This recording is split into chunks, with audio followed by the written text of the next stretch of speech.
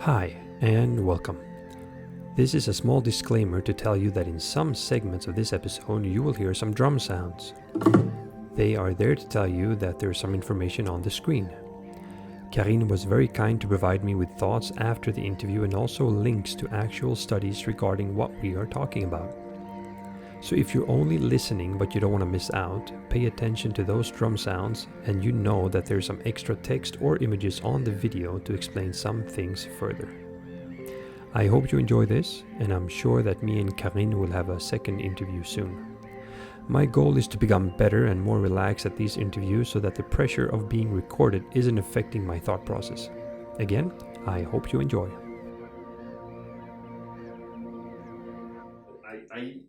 I've been preparing for this for a long time, but I'm completely unprepared now because there's been so much going on in my life that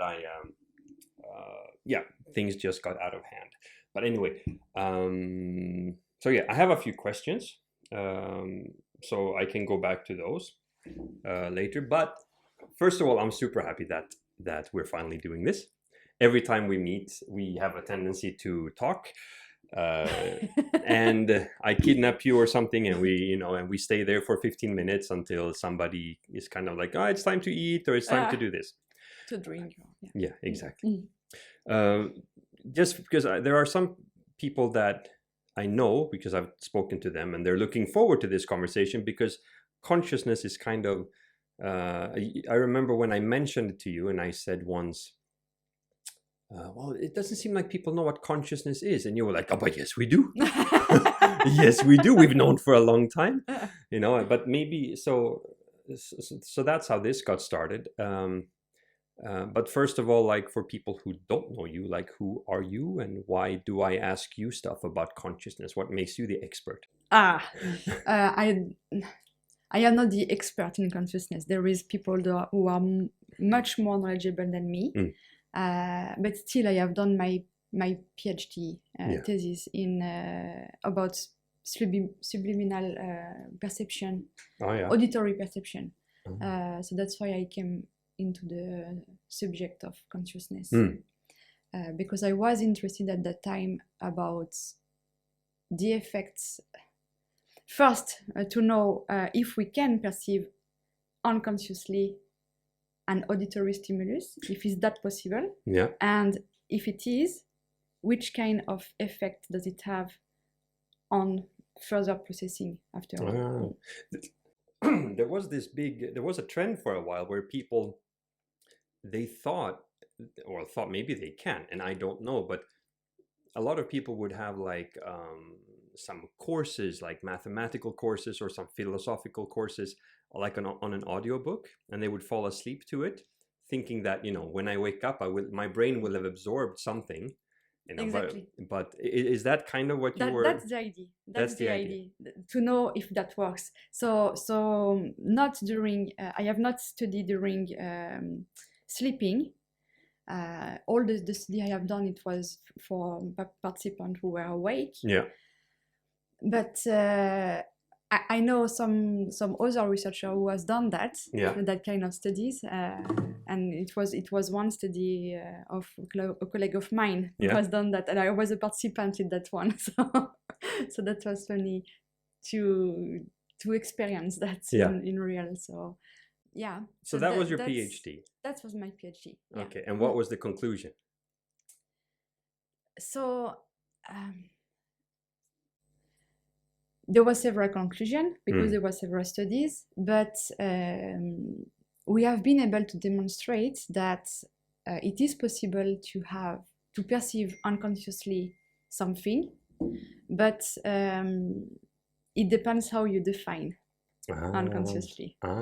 So that's all about definition. Okay, well, sure. What you mean about perceive unconsciously something, what does it mean? Yeah. All right. And the definition we had was that you perceive that there is something. It was all auditory stimulation. So it could be spoken language or very complex sounds. So you perceive that there is something, but you are unable to say what it is. Okay. So you say, okay, I detect, I have heard something, but what it is, I have no idea. Yeah. But when you look at the cerebral activity at the neural level, then you can see that you have a different kind of processing as a function of the kind of stimulus that you have been presented. Oh. So even if at the behavioral level you cannot say what it was, at a neural level you have a different processing of that stimulus. So that was super interesting. This was done with imaging? With EEG, yeah. so electrical activity of the brain. Yeah. All right. All right. So that was your PhD. Yeah. Okay. So you have a clue of what consciousness is. Yeah. Yeah. Yeah. More than the average person that I find on the street. Yeah. Yeah. All right. So that's one. Okay. So, but also I read on your university profile page that you teach psychology. Does that mean you have a degree in psychology, or do you have Yes. like? So you do. And is that a bachelor's degree in psychology, or what? Like I have the bachelor, the master, and the PhD. Okay. So you're all right. So your actual field is psychology, and so when it says that like neuroscience, that is like a specific branch of psychology. It was the methodology I used for because studying, of the EEG. Yeah, for studying yeah. psychological behavior. All right. So, and all right. Yeah, and why I did that, because I'll just move this here. You don't have to worry about it. I just thought I would move it there. Yeah. That's perfect. Yeah. Why I use neuroimagery studies for studying psychological phenomenon is because during all my study when I was a student at the university, I have been presented with a lot of different models, psychological models with box and arrow, and working memory, it works like that, box and arrow, and everything works with box and arrow. And they have a lot of different models and different theories. And for me, it was okay, great, but how does it work in reality? Yeah. Because it doesn't. For me, it was not enough to define concept with box and arrow. Yeah. I would so like somebody to know... somebody would have drawn a box that would represent some sort of part of the brain, and there would be no, not the brain, some concepts. Yeah. And there would be an arrow that points to something else, and that And for me, I say, okay, I want to know what is behind that. Yeah. What happens in the brain that make that model possible or not. So that's all about. So I use neuroscience as a methodology for studying psychological phenomenon. Is that common, or is it uncommon? Like,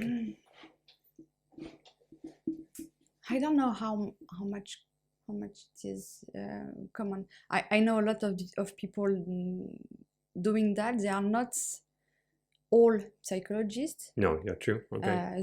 They could be acoustician, they could be medical doctor, they could be a lot different backgrounds.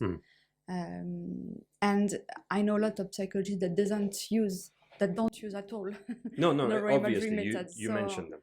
So my profile is really interdisciplinary because I have to know about the psychological phenomenon I want to study, and I use neuroscience as a methodology. And because I work with auditory stimuli, I need to know quite a lot about acoustics. Sure. So that's why I have this interdisciplinary profile. Okay. Because I'm not as prepared as I thought I was going to be, but so now we have a bit of a background and we know what your PhD was about, and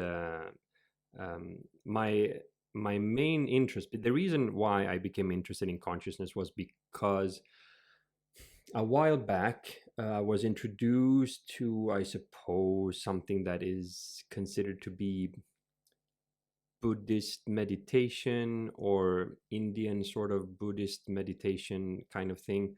And I got into that quite deep for myself. I mean, I looked at many different people talking about it, gurus and whatever you want to call them.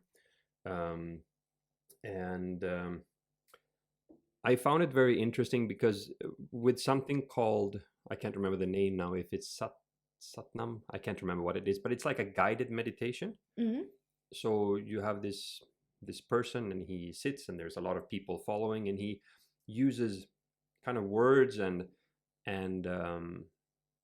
somebody asks him a question, and the person said, "Oh, I find it very difficult to just be," she said.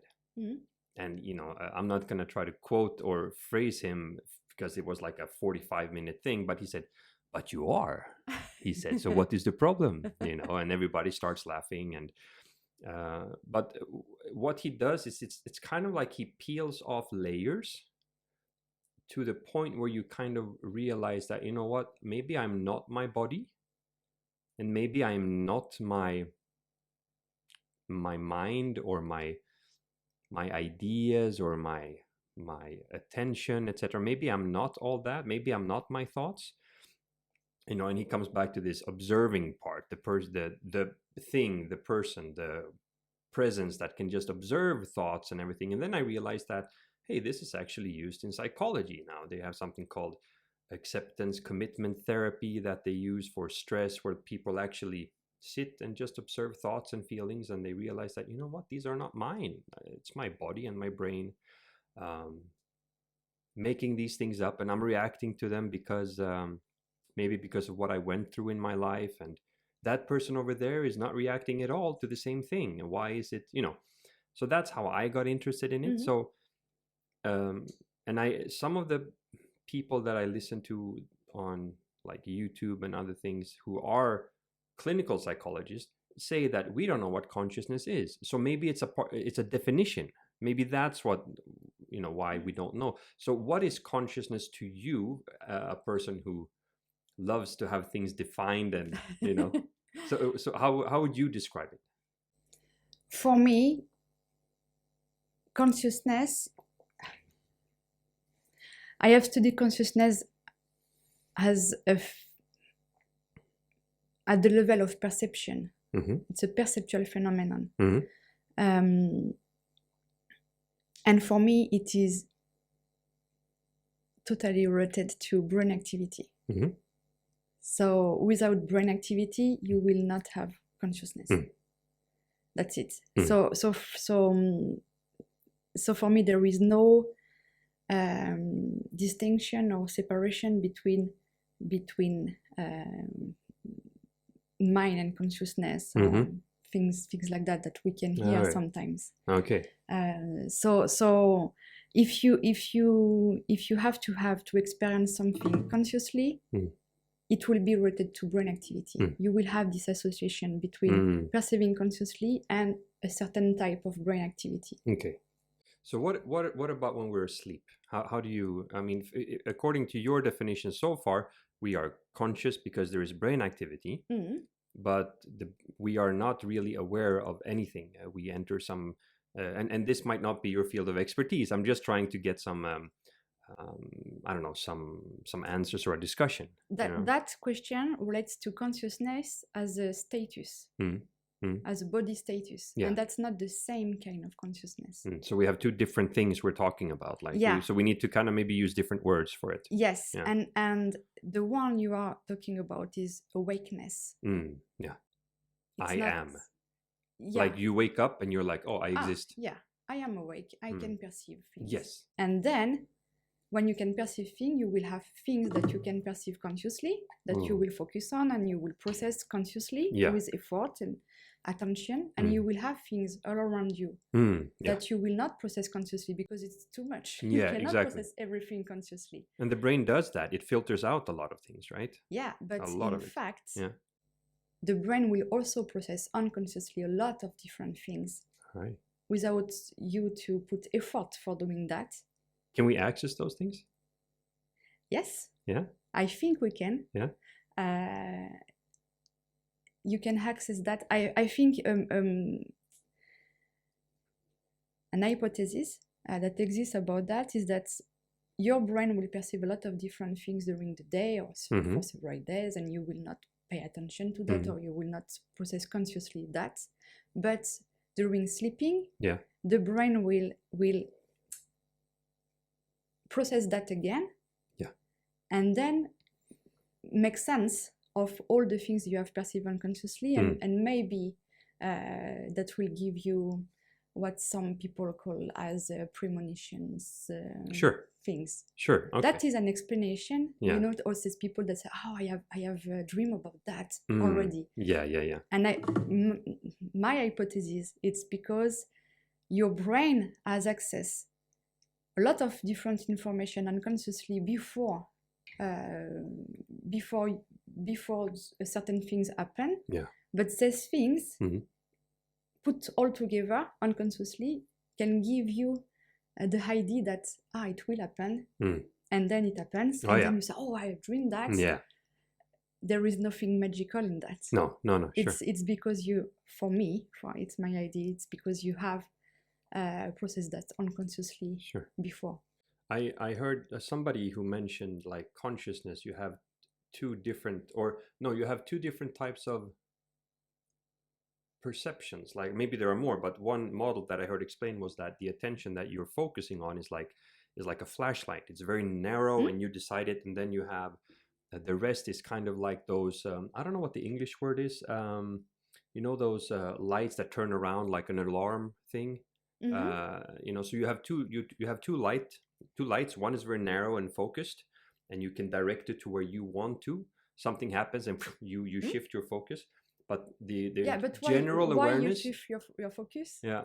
It's because you have this general exactly. awareness. So this thing is always there, and it's just going around, and you're not really in control of it. It's just there, and something happens, and you shift your focus, and And something happen. Then, if something happen, in fact, something happen all the time. Yeah.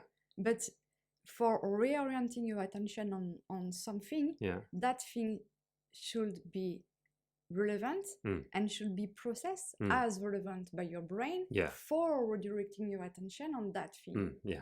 So and that is very individual. It must be, because for some people it's not something. Some sound might not be relevant, but to somebody else it might be really scary. Exactly. Like that's super interesting, I think. That kind of thing, because one specific stimulus could be relevant for one person, but not for another one. And a nice demonstration of that is this cocktail party effect. Cocktail party effect. Yeah. Okay. You know, when you are in a room with a lot of people talking about different things, and you hear your name. Someone is talking about you. You hear your name, and automatically you will redirect your attention. What? I heard my name because your name is something relevant. Sure. All right. Yeah. Have you ever tried or investigated into meditation or mindfulness or things like that? Because it seems like it would be quite. I mean, it doesn't seem like it would be useless knowledge to you in your field, but I don't know. I mean, so. I have never studied that with my research, but my supervisor, when I was a PhD student, he has studied that kind of effect for people in comatose, coma. Who are comatized? I don't know. In a coma. Yeah, in a coma. Yeah, in a coma status. Yeah. He has studied that. It was super interesting study. So he recorded the brain activity of these people, and he presented the name of these people. How does he get how does he get approval? Sorry, this is my brain goes somewhere now. How does he get approval to do studies on somebody who's in a coma ethically? So it was in Belgium. Does that mean that there's less ethics compared to Sweden? There is different ethics, yes. Comparing to so you have to adapt to the country in which you do your study. There is things you can do in France or in USA that you cannot do in Sweden. Yeah, and there is things you can do in Switzerland you cannot do in France. So So it's depending on the country. Yeah. Okay. Yeah. All right. So how we did, I have no idea. Okay, we can skip that. He has written that in the. That person was comatized, and he took his hand with a pen and he did a signature. No, he signed it, not me. I think it's the family who Sure, needs sure. to approve the Sure, the we can study. we can skip the question. All right, no, because what I found, and I find it so interesting because I really dove deep into this compared to perhaps what most people does. I get laser focused on something until I feel like I have overcome the initial challenge. Some people say that, oh, Mike has ADHD or Asperger's or whatever. But I can get laser focused on something for a period of time until I've started to master it to a degree. Then the challenge is kind of over and my curiosity has been fed. So then I go on to something else. But this I find is so, it's something that everybody should learn because it eliminates so much suffering. If you learn to, because everything that we experience from inside, right? No matter wherever you want to point, right? But nobody talks about how to control it unless you are doing things like mindfulness, or you're coming perhaps from a different culture where these things are more, more normal. So I mean, I did this. I did meditation. I did a lot of thinking about it, and I realized that, you know what, all these sensations that I'm having, all these anxious feelings that are giving me, it's some sort of suffering to an extent. I don't have to feel them. I really don't. I don't have to feel them. I can, and when I don't have to feel them, I can deal with them differently because I can be more objective instead of just focusing on that feeling that I had, that like, oh, that person really mistreated me and I feel really bad about it. And I have perhaps an anxious feeling about going back to work. I'm driving to work and I have this feeling in my stomach and I'm like, oh, I don't want to see this person. It's going to be awkward, etc. But with mindfulness, and I mean, I'm a super beginner compared to people who've done it for many years, but I could easily just distance myself from it and realize that, of course, with problems like this, you can always, like, using your intellect, kind of, if that person treated you like shit, that person probably has a problem, so you can deal with your things in different ways. But to be able to realize that, you know what, I'm feeling something right now. I did not choose to feel it. Where is the feeling? The feeling is in my stomach. Well, I've just realized that my stomach is really not a part of me. It's just a part of my body. And now we come to the definition of me. What is me? So we have these definitions, and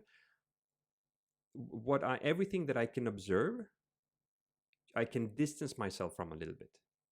Like, I can observe my emotion, like in terms of feeling it. I know it's there. I can observe my thoughts. Okay, here's a thought. I did not ask for this thought. My brain went there.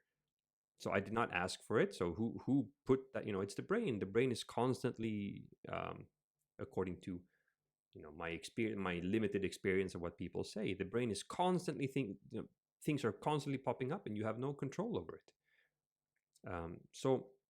I lost my point here, but so anyway, for me at least, mindfulness has and meditation and this has really helped me to figure out stuff about myself, be more objectively, look at things more objectively, instead of reacting to the emotion that happens to it. So anyway, that's how I started this journey anyway, about consciousness, my body, my brain, and then the perceiver, something that is perceiving something. So I believe that whenever I feel something that is affecting me negatively, I can try kind of peel back. Okay, so I have an emotion, I can observe it, I can perceive it. Okay, here I am not that emotion. It's kind of like I'm in the back. And that helps me to objectively deal with some situations. Yeah, but that is not differentiating consciousness and body and mind or something. No, it's just to have a different point of view yes. something that is happening, but it's still you. Yeah. It is still your brain that is doing the job. Yeah. No, sure. Yeah. And so I can't have a discussion about the definition, etc. And but still, it's, if I ask somebody, and again, it's just a matter of point of view, but for people to kind of understand it, and I don't need to explain it to you because you have had this, perhaps these kind of, you've had debates and you have to argue for your thesis and you read a lot of books.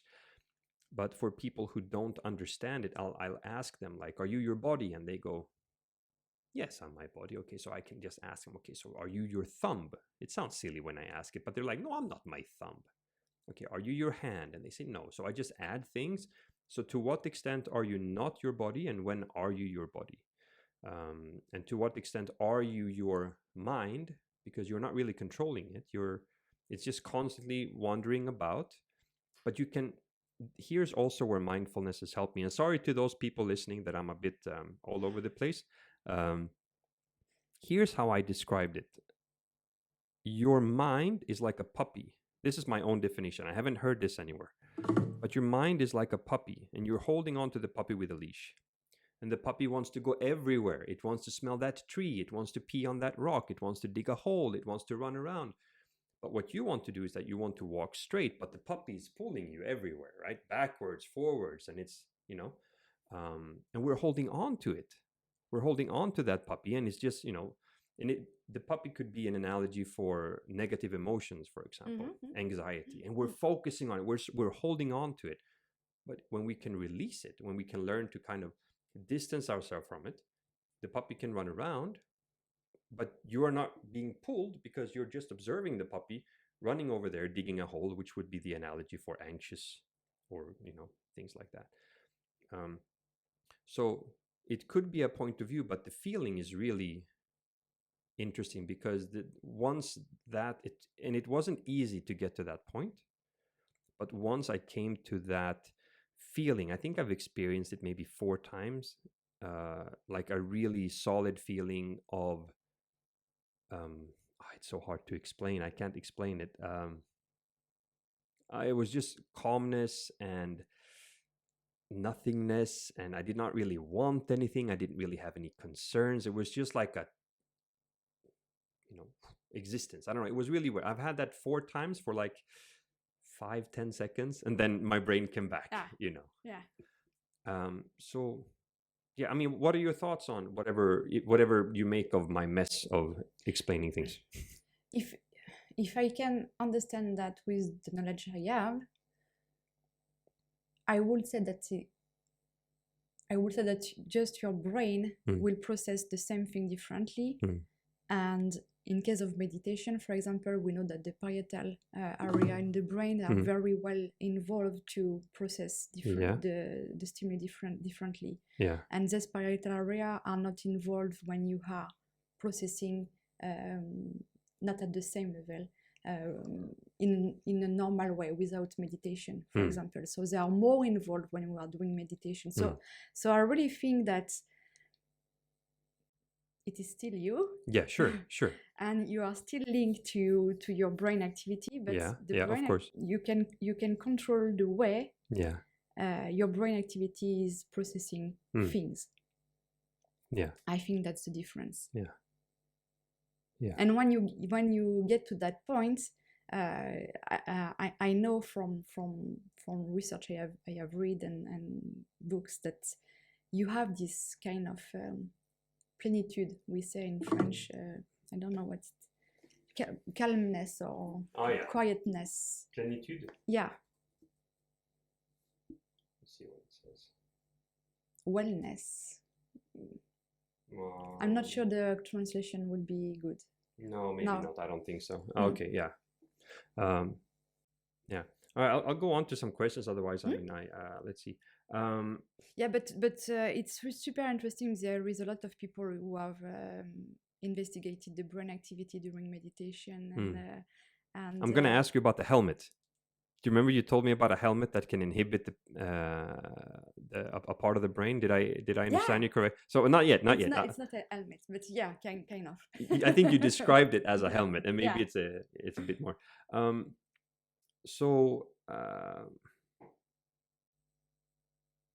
So auditory stimulus, etc., is something that is your field of expertise, or where you do research. It's the material I use for So I use, as a methodology, I use neuroscience, Yeah. so different kind of imagery technique, and as material, I use auditory stimulus. Yeah. So a question that I had was, what about, does it change anything today where people are, or the youth growing up are texting, for example? They're texting a lot and they're not being exposed to conversation and in the same, like, even because when I took my degree at university, I was 35. Most of my classmates were 21, 22. And it was really difficult for them to answer the phone if I called. They had a difficult, most of them had difficulties.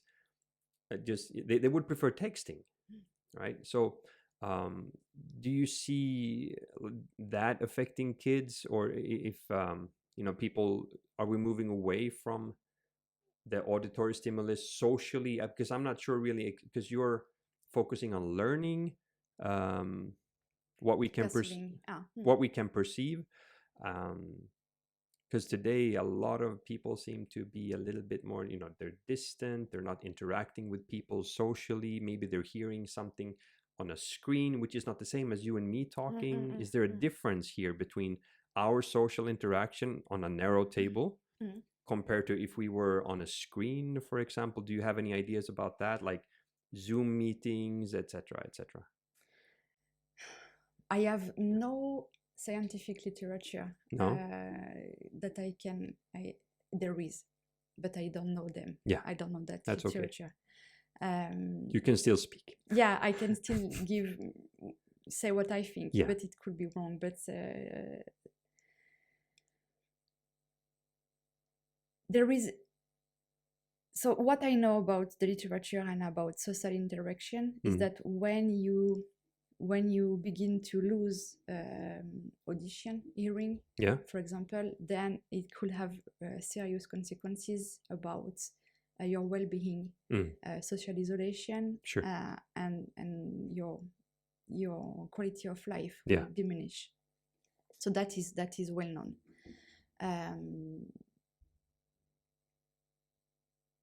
So for me, social interaction is very important to have a good quality of life. You need to have that, and you need to, you cannot live in isolation. I mean, you need to go to supermarket and buy things. You need to go to take the train or whatever. But we're moving away from that, though. People are getting food delivered to their home. They don't have to go to the supermarket. They can work from home. They have Zoom meetings or Teams meetings. I know. We need to study that. Yeah. We need to study the consequences of that. We don't know yet. You need to know a lot about acoustics. So when you and I speak at the moment, we're in our kitchen with some sort of acoustic, and I'm hearing you from where you're sitting. What about like headphones or anything like that? Does that affect? Did you have any thoughts on that? I think that when you use headphones, it's quite nice because you really focus on what people are talking about. Less cocktail party effect. Yeah, of course, because you have headphones with noise cancellation, so you don't hear the clock, for example, or ventilation, things like that we perceive. Yeah. So I think it's for focusing on something, it's quite good to have that. The problem I see, and I have heard from my colleagues also, is that when you use Zoom meetings, it's good for the how you say that, talking turn. So each people speak once at a time, so you don't have small speeches at the same time. No, that's annoying. That is annoying. In one side. That is socially good on another side. Sure. So that is annoying in one side. It's good to avoid that, but on another social side, maybe you miss something. There.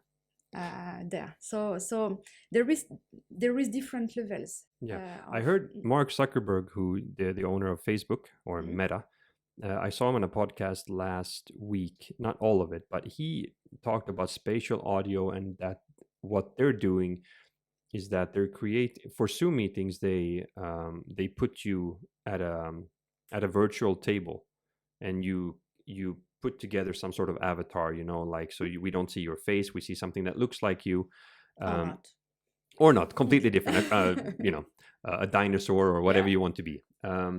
But what you can do with their technology that he's talking about is that you can kind of lean over, so the headset or whatever it is will register your movement, and you can lean to the person who is sitting next to you, and you can actually talk to that person, and nobody else will hear that, because it'll be like a whisper. So I suppose we're heading towards more and more realistic ways of communicating, where we can have these small conversations even on a Zoom meeting or something like that. In fact, you can have that in a Zoom meeting, because you can use the chat function, but it's not natural to do that. No.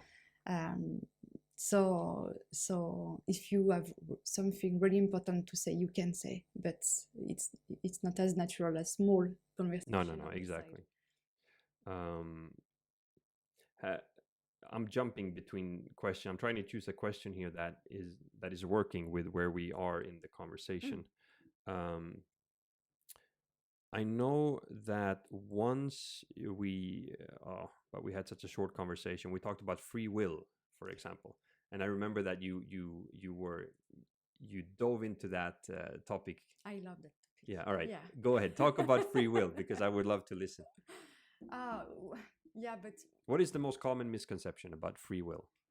That we have it, or that we have it, exactly. That's quite frightening to think like that. Yeah.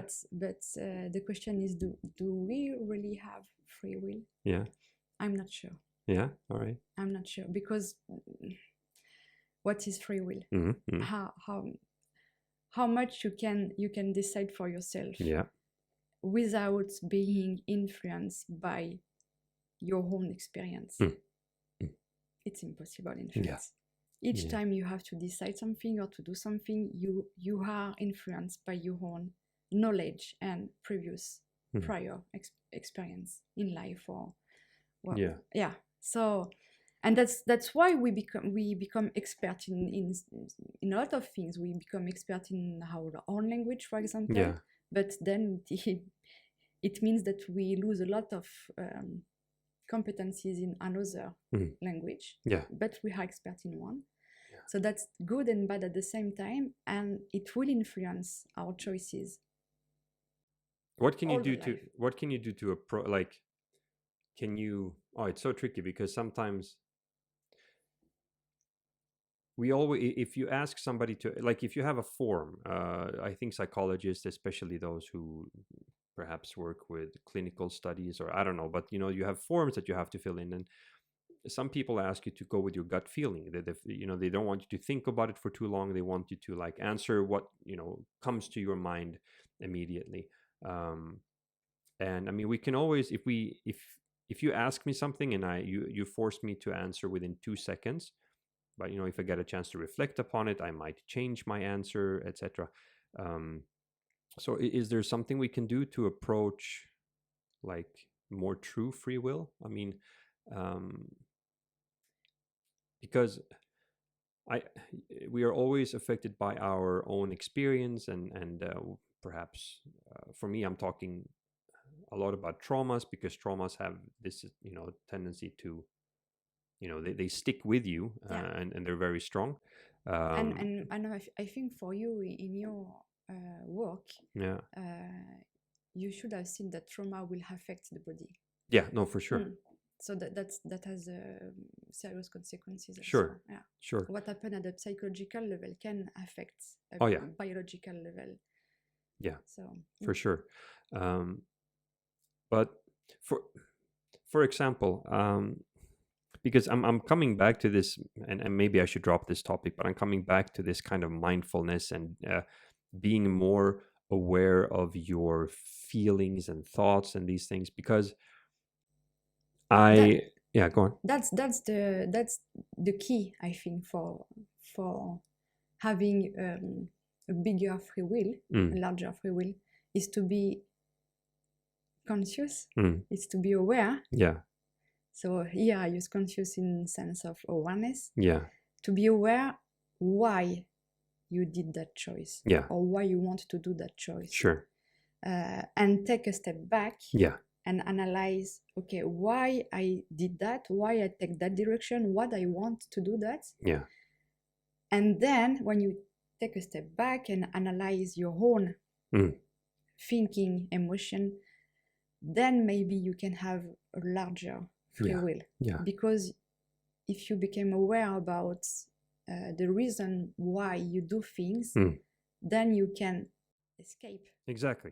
All right. Okay, cool. So that's what I was hoping to hear coming from you. And again, you're not saying that you're the expert on free will or anything like that, but you have some idea about it. Because here's the thing. I asked myself a question like once, what is the thing that one of the things that I dislike about myself the most?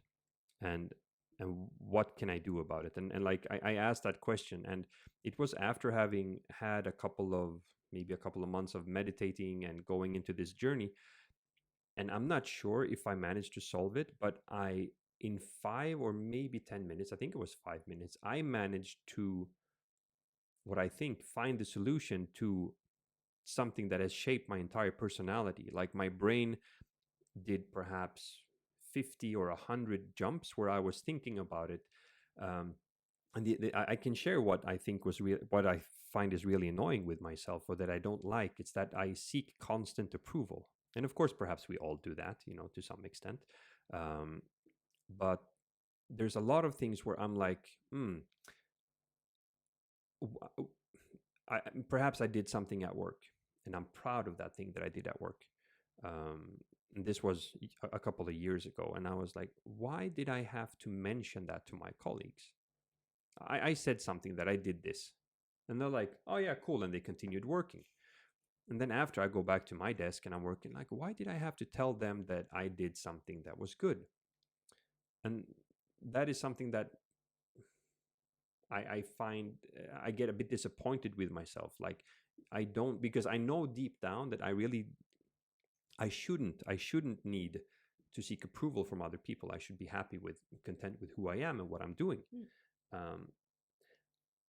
So I sat down and I suppose you could say I meditated on it, but it came down to my childhood, where I don't think, well, I never had an active father figure. My dad was never, he was present, he was there in the same house, in the same room, but he wasn't ever active, so I sought out other father figures, and I found a martial arts teacher who was not somebody that I should have had as a role model, who constantly pushed me down and told me really bad things that you shouldn't tell to somebody who's 13 years old. And it was just really, really bad. So I went back in my life and I realized that, what, I think that was a traumatic experience for me, growing up in that club where I spent 7 days a week for many, many years.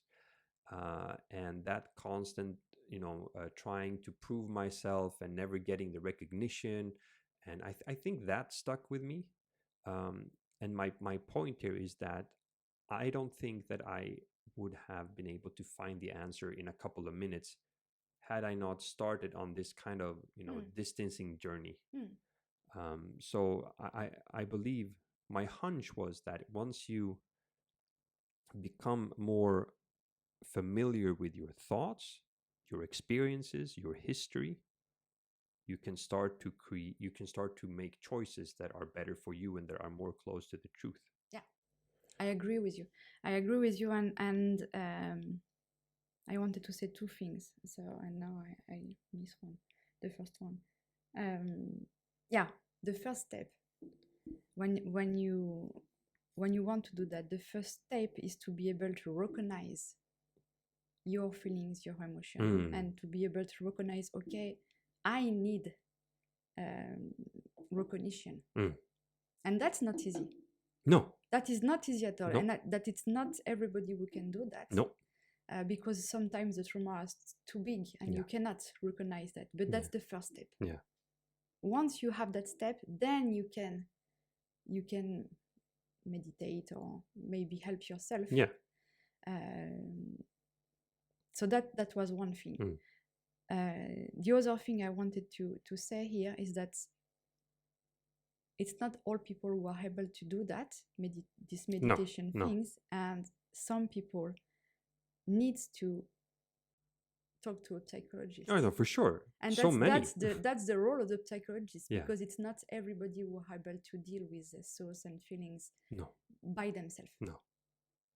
That's not easy at all.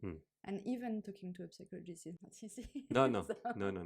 I've been to one once. I had like a stress. Last year I was extremely stressed. We were moving. I had 2 jobs. We were expecting a baby. We were moving apartments. Like we were moving, and like there was a lot of things. My dad was not feeling well, and my mom was not feeling well. Like there was a lot in my life. So I immediately recognized that this is not me. This is not good. So I immediately went, and it was no question. And she was like, "Wow, you came really fast. Like you in 4 days, you realized that you were not the same." I'm like, "Yeah, I cannot. I need to deal with this." So I stayed home for 2 weeks and dealt with it myself. But she kind of just confirmed what I had already, realized. But a lot of people need to talk to psychologists because or start with something like this. For those listening, my sambo, I hate saying girlfriend. Me and Catherine have been together for 13 years. Yeah. So it's like my wife, my woman, and our child, and your husband, because you're married. Yeah, we are. Are coming soon. So there might be some background noise, and we're gonna have to wrap this up and maybe do a part 2 sometime. But for those people who are listening who don't really know what mindfulness is, or I'm not the expert to talk about it, but I can talk about 2 techniques that are really extremely cool and what they teach you, and perhaps it'll be new to you. I have no idea. So one thing is that you just sit and you focus on your breath. That's it. And I did this maybe 10 years ago, and I was like, why am I supposed to focus on my breath? This is stupid. But nobody explained it to me what it does for you. Just like with rehabilitation, and I'm a physiotherapist, for those people who listen who don't know. If people don't understand why they have to do rehab, they will not do rehab. There's no compliance. So you just sit, eyes closed, and you just focus on your breath. If you want to focus on the sensation in your nose, or if you want to focus on the sensation in your lungs, or whatever, just focus on your breath or the sound. And as soon, because your mind will wander in 2 seconds, boom, it'll go somewhere else. That's okay. Don't be frustrated. Just pull it back to your breath. And that is a repetition. That, when your mind goes away and you pull it back, that's like doing a muscle curl, like a biceps curl. What you're doing is, for the first time in your life, you're trying to keep your attention on something, and you are noticing that your attention is going away and you're pulling it back. Of course, if you're trying to study or something and you lose consciousness, and then you kind of go like, oh, you know what? Oh yeah, I need to study. I don't think it's the same as sitting down and losing focus and pulling it back. Losing focus, pulling it back. You're not really focusing on something that you have to do, except like a sensation. So every time you do it, you become a little bit better at recognizing when you lose focus, which is extremely useful in a society like this, where we have phones going beep beep beep beep, and people talking, and social media, and so that's one exercise. And I think that's what it kind of it makes you more in control of your brain and your thoughts and your attention, that flashlight we talked about.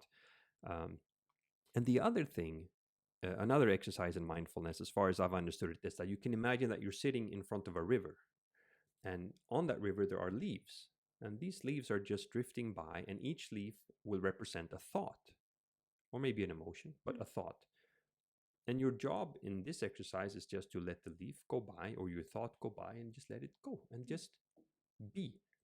Oh, there's another one. Let it go. Oh, there's another one. And you let it go.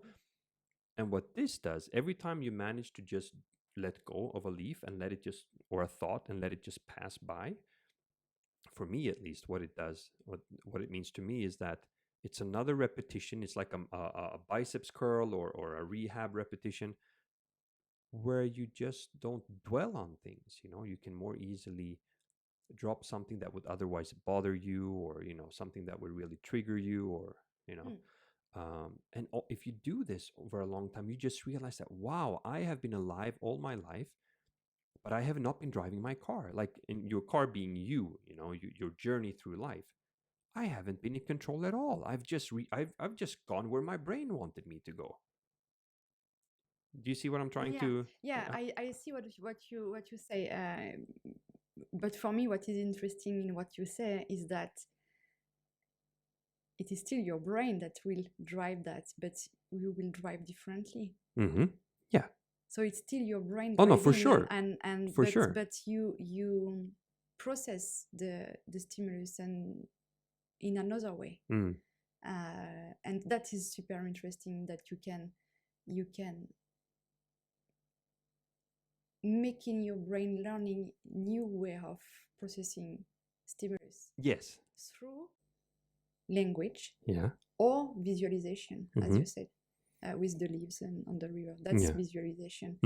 And for me, it's fascinating how that works, how that could work, how at the brain level, at the neural level, when you are doing visualization, what happened in your brain that suddenly you will process the same stimulus but differently. Yes.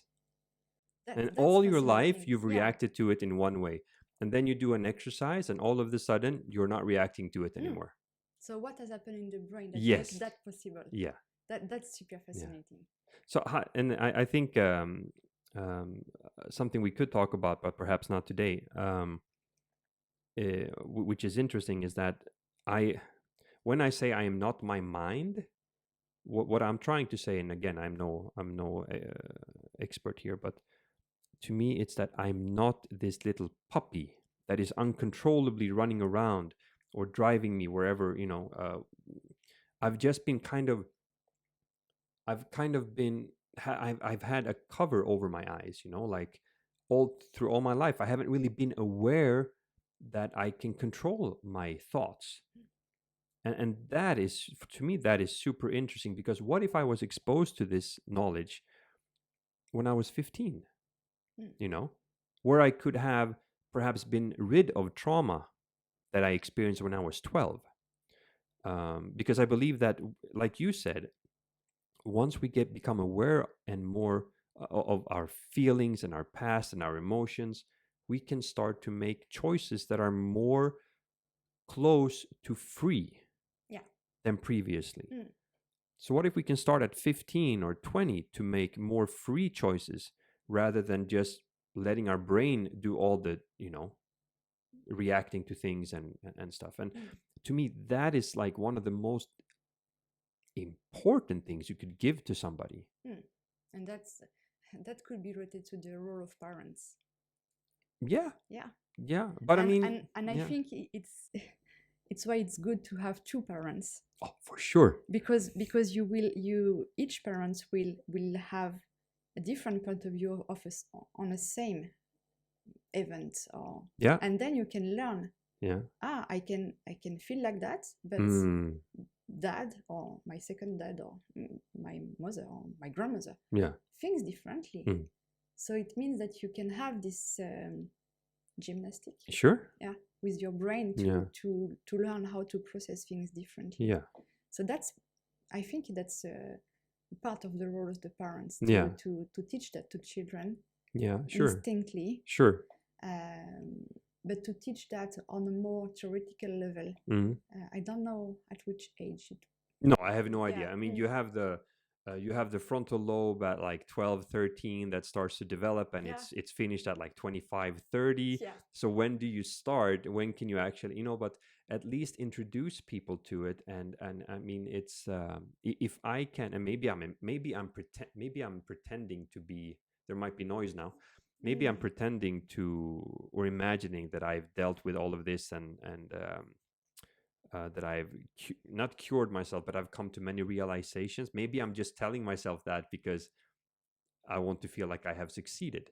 But honestly, like if I had to bet money on it, I would say that it's extremely effective. And just doing it, just those two exercises will do wonders to people if they just do it over time. Just 5 minutes. 5 minutes in the when you wake up or something, and you just do that. Mm. It'll change your day, because you're starting your day with, yeah, you know what? I'm not my I can control my attention, that flashlight. I can control it better than I did before. Yeah. And also, you know what? Just because I reacted to this doesn't mean I have to, You react to that all the time. No, exactly. Don't have to. Yeah. So before it's fine. If I just want to add something. for sure, as much as you want. Because I think it's important. Yeah. Those kind of exercises have been very popular last years, and it could be useful for a lot of people. Mm-hmm. But I think there is other way to reach that level, and that level of consciousness of yourself. Magic mushrooms? No, I'm go on. There is other ways. Yeah. And those exercises maybe are not suitable for everybody. No. And people don't have to feel guilty or to feel that they don't succeed because they cannot do those exercises.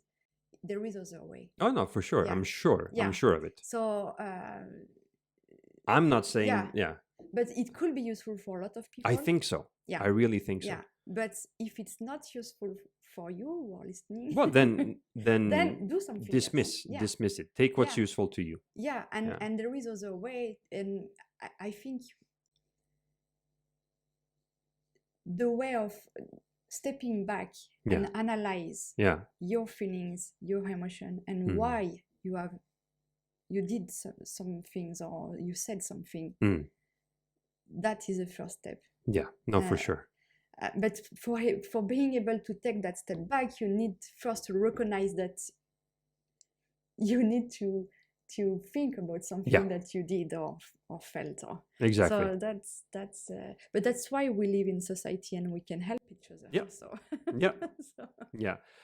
To wrap this up, and this will be a cliffhanger for our next talk, if I can have you on again.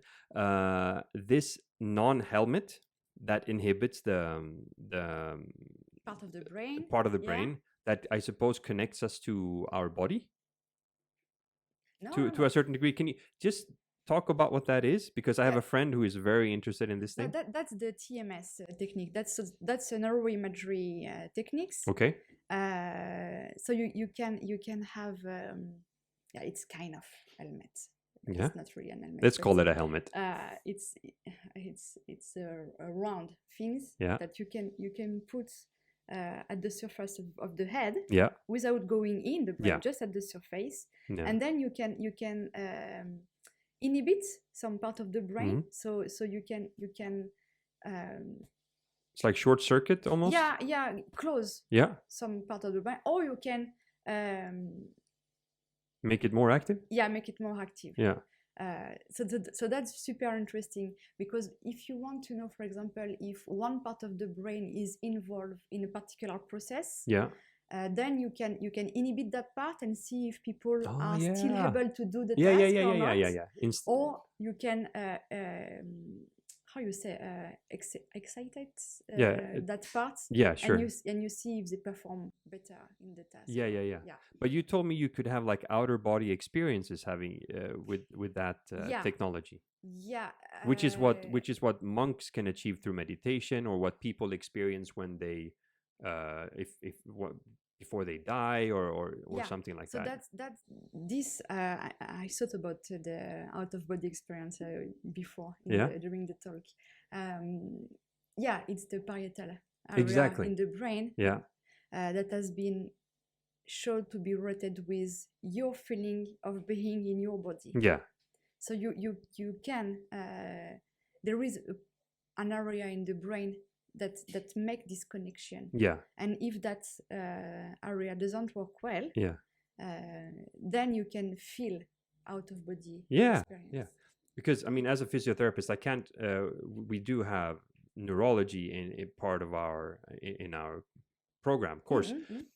But so I can't remember everything now because I'm not working with neurology. But I mean, in every joint we have mechanical receptors that tells us where that joint is in time and space, which is why I can close my eyes and I can touch my nose, because every joint is sending feedback into my brain, so I feel grounded in all my joints, right? So I'm supposing that, you know, once you just disconnect that or inhibit that part of the brain, all of a sudden your body has no joints. It doesn't know anything about where you are in time and space, and you just are, you know, where are you? Yeah. And that's amazing. Is it and that object that you put on, is that something that is because I was thinking of perhaps doing, if that thing is available for a for like a small documentary, do you think it's possible to talk to somebody who has that and then interview that person who experienced it? Like, we even don't have that at Linköping University. No, I thought you had it. I was like, no, really? No, TMS, it's expensive, and it's not all the labs that are using that. So is it available in Sweden? I think so. Do you think that somebody would be able to? Do you think a researcher who has that, if approached correctly, would be able to put somebody through that process of an outer body experience while, like, for a small documentary, or do you think no? I'm not sure. There is on YouTube. Yeah. There is demonstration of how the TMS works. All right. Transmagnetic stimulation. Yeah. Okay. But it is for showing it's for showing the homunculus, you know. Yeah. The part of the cortex that is related to motor activation. Yeah. And then this stimulates the different part of the homunculus, and then you see that the legs is moving, and then the arm is moving. Right. When you stimulate that part, and then when you change, you stimulate this part, and you have the other. Exactly. So for those listening, if you do a Google search for homunculus, you'll get a picture of a brain, and then you'll have a human body kind of wrapped around it, and you'll see, like, for example, that the hands are extremely large in proportion to everything else, and the lips as well, because these things are extremely sensitive, and they need a lot of neurons and space to process everything. So anyway, that's it. We'll stop here. Thank you so much. Would you be willing to come back for a part 2, because we have a lot to talk about? Yeah, if you want. Cool. Thank you. And now I'm gonna cook dinner for you guys. Yeah, thank you. All right.